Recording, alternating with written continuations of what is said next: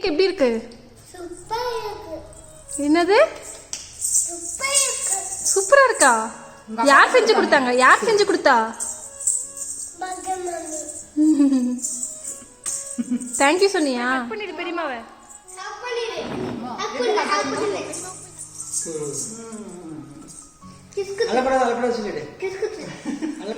Hi friends, welcome to Sana's life style.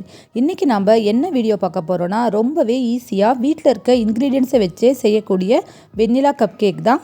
எப்படி செய்கிறதுன்னு பார்க்கலாம். அதுக்கு முன்னாடி நம்ம சேனலை சப்ஸ்கிரைப் பண்ணாதவங்க மறக்காமல் சப்ஸ்கிரைப் பண்ணிக்கோங்க.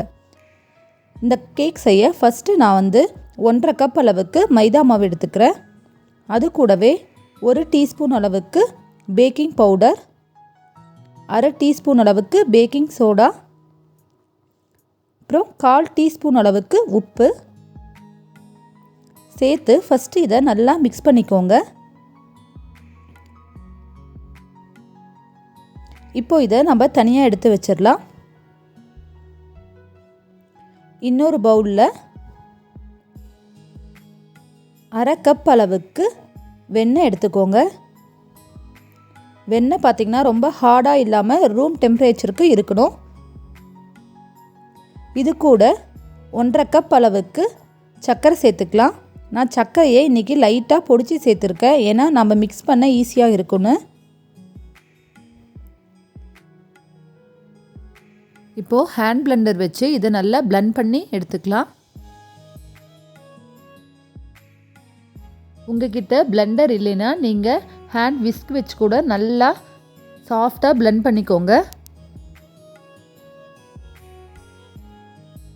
இப்போது இதில் நாம் முட்டை சேர்த்துக்கலாம். நாம் இன்றைக்கி 2 முட்டை சேர்த்து செய்ய போகிறோம். 1 by 1 சேர்த்து நம்ம பீட் பண்ணிக்கலாம். உங்களுக்கு எக்கு வேண்டான்னா அதுக்கு பதில் 1 கப் அளவுக்கு தயிர் சேர்த்துக்கோங்க. சேர்த்துட்டு இதையும் நல்லா சாஃப்டாக பீட் பண்ணிக்கோங்க.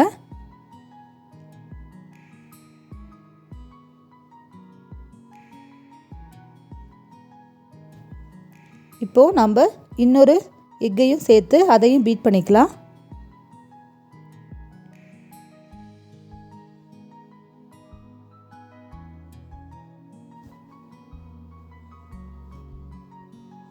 பாருங்கள், இந்த அளவுக்கு நல்லா பீட் பண்ணியாச்சு.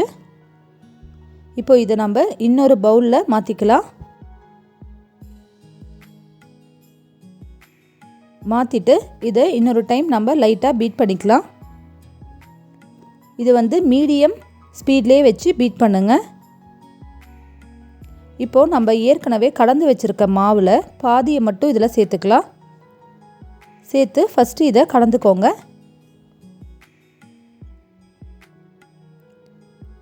இன்றைக்கி கேக் செய்கிறதுக்கு நமக்கு 1/2 கப் அளவுக்கு பால் தேவைப்படுது.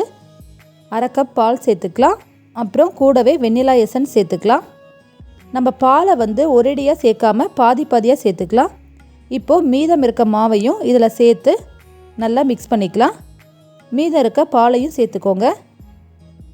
சேர்த்துட்டு இப்போ எல்லாத்தையும் நல்லா மிக்ஸ் பண்ணி எடுத்துக்கோங்க. அவ்வளோதான், நமக்கு மாவு ரெடி ஆகிடுச்சு. இப்போது நம்ம பேனில் இந்த மாதிரி கப் கேக் பேப்பர்ஸை வச்சுட்டு நம்ம மாவை சேர்த்துடலாம். மாவை நீங்கள் ஃபுல்லாக சேர்க்காமல் பாதி அளவு சேர்த்தா போதும்.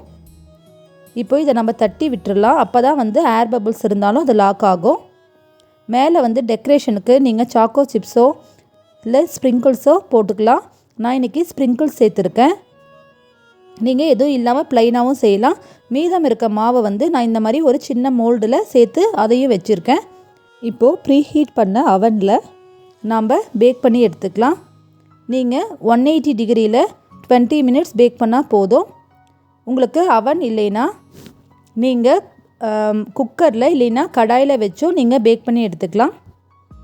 அதோட லிங்க் நான் டிஸ்கிரிப்ஷனில் கொடுக்குறேன், அதாவது எப்படி குக்கரில் பேக் பண்ணுறதுன்னு.